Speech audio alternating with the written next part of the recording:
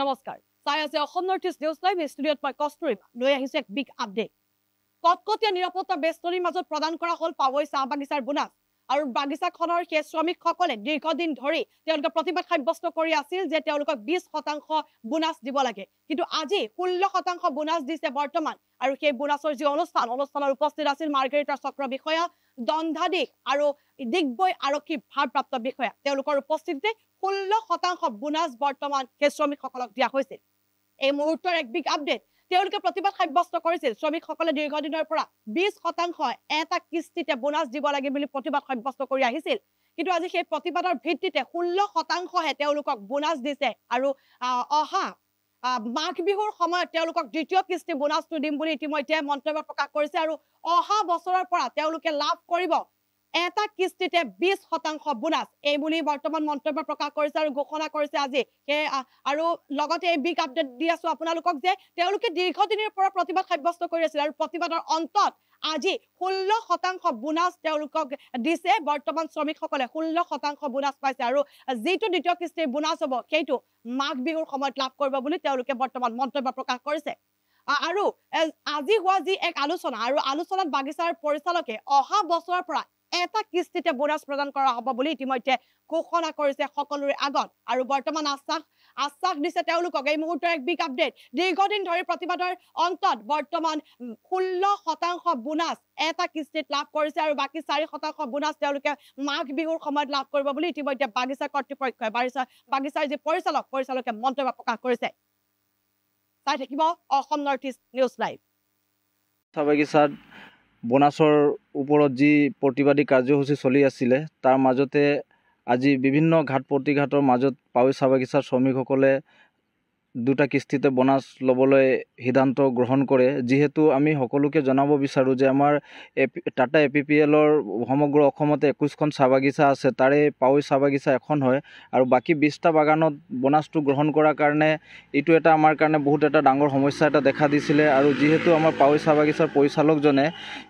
অহা বছৰৰ পৰা পাৱৈ চাহ বাগিচাৰ যি বোনাছ আছে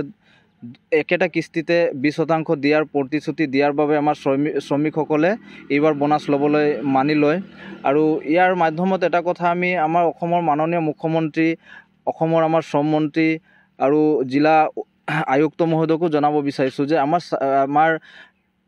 টাটা বা আমাৰ WMৰ বাগানৰ যেতিয়া বোনাছৰ চুক্তিটো হয় সেই সময়ত যাতে তেওঁলোকে এটা নিৰ্ণয় ল'ব লাগিব যে আমাৰ চাহ বাগিচা যিবিলাক আমাৰ যেনে ধৰণৰ পাৱৈ চাহ বাগিচা হ'ব পাৰে পাৱৈ চাহ বাগিচাৰ বোনাছৰ এগ্ৰিমেণ্টখন হওঁতে কোম্পানী ৱাইজ নকৰি ছিংগেল এটা বাগানৰ হিচাপে কৰিব লাগে যিহেতু আমাৰ পাৱৈ চাহ বাগিচাত কোনো ধৰণৰ লছটো নাই গতিকে আমাৰ বাগিচাখনত যিহেতু লছ নাই তো আমাৰ মানুহখিনিয়ে কেলে সেই লছৰ বোজাটো বহন কৰিব গতিকে অহাবাৰৰ পৰা বোনাছ চুক্তি হওঁতে এই কথাটোৰ ওপৰত গুৰুত্ব দি তেওঁলোকে বোনাছৰ ক্ষেত্ৰত আমাৰ টাটা APPLৰ কথা হওক WMৰ কথা হওক MK চাহৰ কথা হওক তেওঁলোকে এটা ছেপাৰেটকৈ প্ৰতিখন বাগিচাৰ বাবে এটা মানে সুকীয়াভাৱে এটা এগ্ৰিমেণ্টৰ ব্যৱস্থাটো কৰিব লাগে নহ'লে প্ৰতি বছৰে বোনাছৰ ক্ষেত্ৰত এনেধৰণৰ সমস্যাবিলাক আমাৰ আগত দেখা দিব আৰু পাৱৈ চাহ বাগিচাত যোৱা কেইদিন এই প্ৰতিবাদী কাৰ্যসূচীৰ ভিতৰত আমি এটা কথা ক'ব বিচাৰিছোঁ যে পাৱৈ চাহ বাগিচাৰ শ্ৰমিকসকলে যি একতা দেখাইছে সেই একতাই কিন্তু ACMSৰ আৰু মালিকসকলৰ যি শোষণ নীতি আৰু দমন নীতি আছে সেই তাৰ ওপৰত কিদৰে আমি প্ৰভাৱ পেলাব পাৰোঁ বা কিদৰে হেক কৰিব পৰা যায় তাৰ বাবে গোটেই সমগ্ৰ অসমৰ এটা উদাহৰণ হৈ ৰ'ব বুলি আমি ভাবোঁ আৰু ইয়াৰ লগতে এটা কথা জনাব বিচাৰিছোঁ যে আমাৰ এই পাৱৈ চাহ বাগিচাত যোৱা কেইবাদিন ধৰি বিতৰ্কত চলি থকা পাছতো আমাৰ অহা বছৰ মানে আমাৰ পাৱৈ চাহ বাগিচাৰ পৰিচালকো যোৱাকালি আমাক এটা প্ৰতিশ্ৰুতি দিছে যে অহা বছৰৰ পৰা অসম চাহ মজদুৰ সংঘৰ নামত কোনো ধৰণৰ বৰংগনি কৰ্তন কৰা নহ'ব আৰু যদিও বৰংগনি কৰ্তন কৰা হয় তেখেতে আমাৰ চাহ শ্ৰমিকৰ লগত আলোচনা কৰা হ'ব আৰু এই ক্ষেত্ৰত আমি আমাৰ মুখ্যমন্ত্ৰী আমাৰ শ্ৰম মন্ত্ৰী আৰু আমাৰ জিলা আয়ুক্তক এটা কথা জনাব বিচাৰিছোঁ যে যিসকল ইচ্ছুক শ্ৰমিকসকলে মানে নিজৰ বৰংগনিটো দিব বিচাৰে তেওঁসকলৰ বৰংগনিৰ ক্ষেত্ৰত তেওঁলোকে হাতে দিয়াৰ ব্যৱস্থা কৰক যাতে বাগিচাৰ আজি আমি গোটেই যদি ভাৰতবৰ্ষৰ কথা পাতোঁ একমাত্ৰ আমাৰ চাহ বাগিচা এনেকুৱা এটা জেগা হয় য'ত নেকি দৰমহাৰ টকা আমাৰ শ্ৰমিকৰ দৰমহাৰ টকাৰ পৰা তেওঁলোকক কোনো ধৰণৰ জাননী নিদিয়াকৈ তেওঁলোকক কোনো ধৰণৰ সোধ পোছ নকৰাকৈ এটা মানে বৰংগণি টকাটো কৰ্তন কৰা হয়, যিটো একেবাৰে আইন হিচাপে বিৰোধ বুলি আমি ভাবোঁ। গতিকে এনেধৰণৰ যদি আমাৰ সমাজত বা আমাৰ শ্ৰমিকৰ মাজত এই নীতিসমূহ যদি এনেধৰণে চলি থাকে, তো অহা বছৰৰ পৰা আমি ৰাজপথত ওলাবলৈ বাধ্য হ'ম, যাৰ বাবে একমাত্ৰ কিন্তু আমাৰ প্ৰশাসন বিষয়া হ'ব পাৰে বা আমাৰ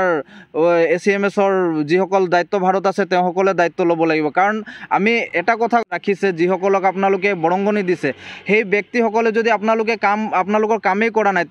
আপোনালোকে এটাই কাম কৰক, সেই ব্যক্তিসকলক বৰংগণি দিয়াৰ ক্ষেত্ৰত বাধা দিয়ক। আপোনালোকে চাব আপোনালোকৰ বাগিচাসমূহৰ কাম কাজ নিশ্চয় আগবাঢ়ি যাব। আৰু পুনৰবাৰ এই আমাৰ পাৱৈ চাহ বাগিচা এই যিকেইদিন আন্দোলন চলি আছিলে তাৰ মাজত আমাক সহায় সহযোগ কৰা আমাৰ প্ৰতিজন আমাৰ চাহ শ্ৰমিকেই হওক বা আমাৰ সাংবাদিক বন্ধুসকলেই হওক বা আমাৰ প্ৰশাসনিক বিষয়াসকলেই হওক বা আমাৰ এই মেনেজমেণ্টে হওক, সকলোকে আমি ধন্যবাদ জ্ঞাপন কৰিছোঁ।